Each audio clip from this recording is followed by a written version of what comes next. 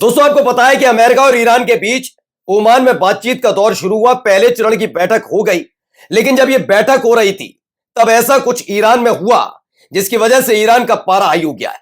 हम सब जानते हैं कि पिछले साल दिसंबर के आखिरी हफ्ते से लेकर जनवरी 10 यानी कि जनवरी के शुरुआती हफ्ते तक ईरान में हालात बिगड़े रहे। दंगाइयों का कब्जा ईरान के अलग अलग हिस्सों पर था। खामनेई साहब सामने आए थे और उसके बाद दंगे पर नियंत्रण हुआ। प्रदर्शनकारी अपने घर गए और छनकर दंगाई सबके सामने आ गए। कार्रवाई हो रही है, सबको पता है। और आज भी कई मोसाद के एजेंट पकड़े जा रहे हैं। क्या यही वो सब कर रहे हैं? क्योंकि अभी 3 से 4 दिन पहले भी तेहरान के अलग अलग 7 हिस्सों में धमाके हुए, जिसमें आईआरजीसी के एक कमांडर की हत्या का प्रयास था। तो अब जहां पर एक बहुत बड़ा धमाका हुआ है, यानी जो खबर निकल कर आई है, उसने बेचैन कर दिया। यह डील अब किसी भी कीमत पर नहीं होगी, क्योंकि जैसे ये खबर निकल कर आई उसके फौरन बाद ही वापस लौटते ही, जैसे विदेश मंत्री वापस लौटे ईरान के, 20,000 मिसाइलें तान दी गई। कितनी? 20,000 मिसाइलें तान दी गई हैं। यह किस पर तानी, क्या कुछ हुआ? वहीं नेवल एक्टिविटीज या समंदर में भी भारी हलचल देखने को मिली है ईरान वाले इलाके में।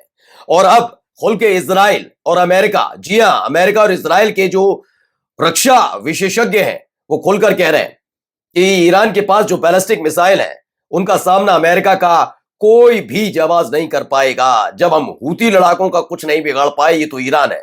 किसने कह दिया? अमेरिका की तरफ से उठा है सवाल। तो वहीं इजराइल भी कपकपा रहा है। नमस्कार, मैं हूं प्राज्वल गौतम और आप देख रहे हैं खबर चौक।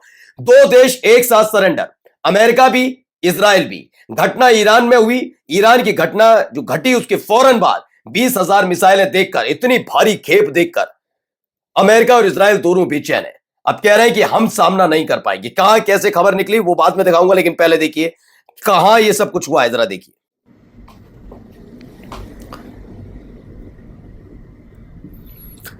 तो आसमान में उठता हुआ धुआं आपको नजर आ रहा होगा। इसी धुएं ने बेचैनी खड़ी की है।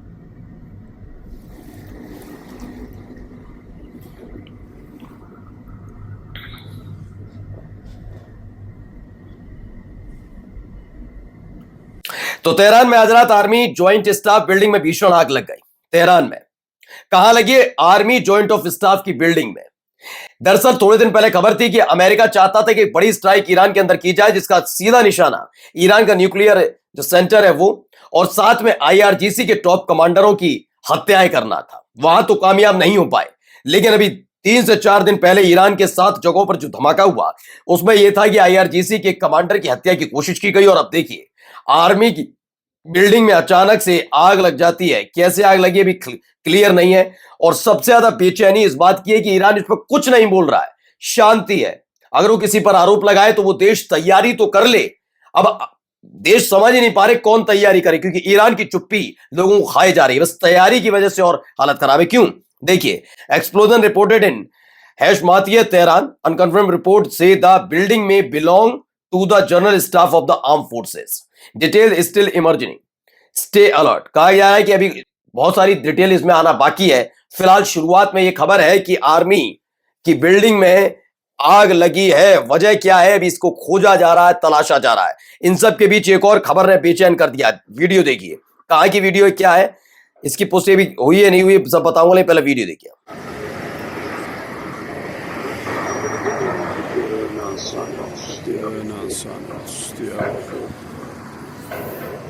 तो बेतहाशा धुआं आप देख सकते हैं। ये एक ऐसी जगह धमाका हुआ है जहां मतलब आप समझ लीजिए हालत खराब हो जाए।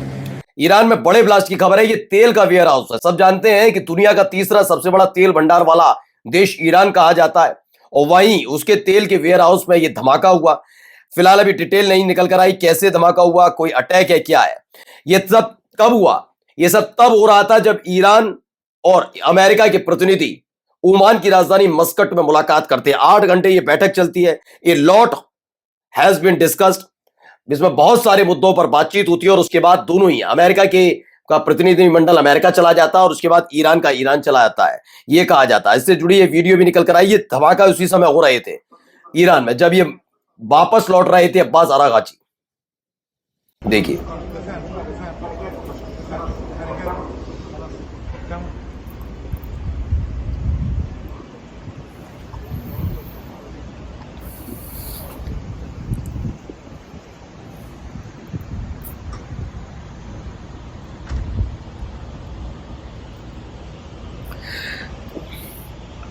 तो ईरान अमेरिका परमाणु वार्ता से जुड़ी खबर है। ईरान के विदेश मंत्री सैयद अब्बास अरागाची और ईरानी प्रतिनिधि मंडल है मस्कट से रवाना हो गया। ईरान अमेरिका परमाणु वार्ता का ये पहला दौर संपन्न हो चुका है और जब ये वापस लौट रहे थे तभी ईरान के अंदर ईरान की सेना की बिल्डिंग में, वहां दफ्तर में आग लग जाना, वेयर हाउस में धमाका हो जाना, ये सब खबरें निकलकर सामने आई, जिसके फौरन बाद ही खबर निकल कर आई है एक दो नहीं 20 Iranian missile has 20,000 Irani missiles are locked onto a specific location come provoke Iran. यह कह दिया गया है कि एक दो नहीं 20,000 ईरानी मिसाइलें तैनात कर दी गई। ईरान की चुप्पी लोगों को ज्यादा खाई जा रही है। क्या होता है कि जब आप आक्रामक होते हैं तो सीधे आरोप लगाते हैं, तंज कसते हैं, बहुत सारी चीजें होती है, पलटवार करते हैं, लेकिन ईरान की खामोशी अमेरिका और इजराइल को खाई जा रही है। क्यों कह रहा हूं बताऊंगा आपको। फिलहाल 20,000 मिसाइल है, अब तक 500 से 600 मिसाइलों का जिक्र था, 20,000 मिसाइलें तैनात कर दी हैं। वहीं कुछ एक्टिविटीज ईरान के तट पर भी नजर आ रही है। क्या है? The navy of the Islamic revolutionary guard corp of Iran has deployed a group of about 40 fast boats in strait of Hormuz. तो स्ट्रेट ऑफ हॉर्मुज में 40 से ज्यादा तेज रफ्तार वाली बोट्स को उतार दिया है ईरान ने। यह सब तब हुआ जब ईरान में धमाके हो रहे थे, आग लग रही थी। ये इस खबर ने सबसे ज्यादा बेचैन अगर किसी को किया तो ईरान के सबसे कट्टर दुश्मन अमेरिका और इजराइल को किया है। मैं ये बात क्यों कह रहा हूं तो देखिए, पहली खबर जरा ये देखिए, ये ईरान की तरफ, इजराइल की तरफ से क्या कहा जा रहा है। इजराइल सेज इरानियन मेड गदर 110। ये जो 110 नाम की गदर मिसाइल है, उस इजराइल का कहना है, किसका? इजराइल का, जो बार बार ईरान पर अटैक की बात कहता है। क्या कह रहा है? इजराइल का कहना है कि ईरान निर्मित गदर 110 मिसाइल इजरायली जीपीएस को ब्लॉक कर सकती है, यानी इजराइल पर भारी पड़ेगी। साथ ही एरो 3 थर्ड और पैट्रियट मिसाइल प्रणाली जो है, यानी कि जो एक तरीके से एयर डिफेंस सिस्टम है, इनको भी बर्बाद कर सकती हैं, जिनमें हाइपरसोनिक सिग्नल और आईसीबीएम की मारक क्षमता भी शामिल है। इसमें यह बताया गया ईरान ने 2026 के शुरुआत के अंत तक कुल 3,000 से ज्यादा हाइपरसोनिक मिसाइलों का उत्पादन कर लिया है। अब आप अंदाजा लगाइए, इतनी ज्यादा, उसका दावा है कि 3,000 से ज्यादा हाइपरसोनिक मिसाइल फिलहाल ईरान के पास है और एक गलती कितनी बर्बादी करेगी। वहीं देखिए, अमेरिका की तरफ से भी स्पष्ट कह दिया गया, हाँ बात तो सही है। क्या कह रहा है जरा सुनिए। Reestablish freedom of navigation, meaning that any ship that sailed into the Red Sea could sail to Israel or anywhere else without fear of being attacked. So we were going to stop the Houthis from attacking those ships. 2, we were going to weaken the Houthis militarily. And 3, we were going to break the Houthis' ties with Iran.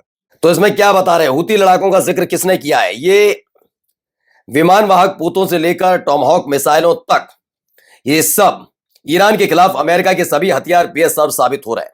CIA जो खुफिया agency है, खुद ही उसके विश्लेषक है Larry Johnson ने कहा कि अमेरिका के पास 2 विमान वाहक पोत हैं, 4 डिस्ट्रॉयर कैरियर हैं, लेकिन हम हूती लड़ाकों की मिसाइलें ही नष्ट नहीं कर पाए, जबकि उनके पास उतनी मिसाइलें नहीं थी, फिर भी हम उनकी मिसाइलें नष्ट नहीं कर पाए। ये तो फिर भी ईरान है।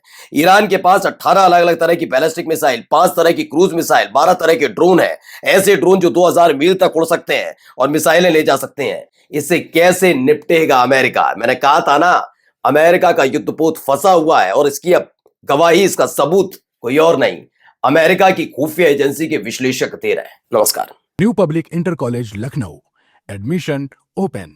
फॉर मोर इन्फॉर्मेशन कॉल 0522 282232 और 7755 089585।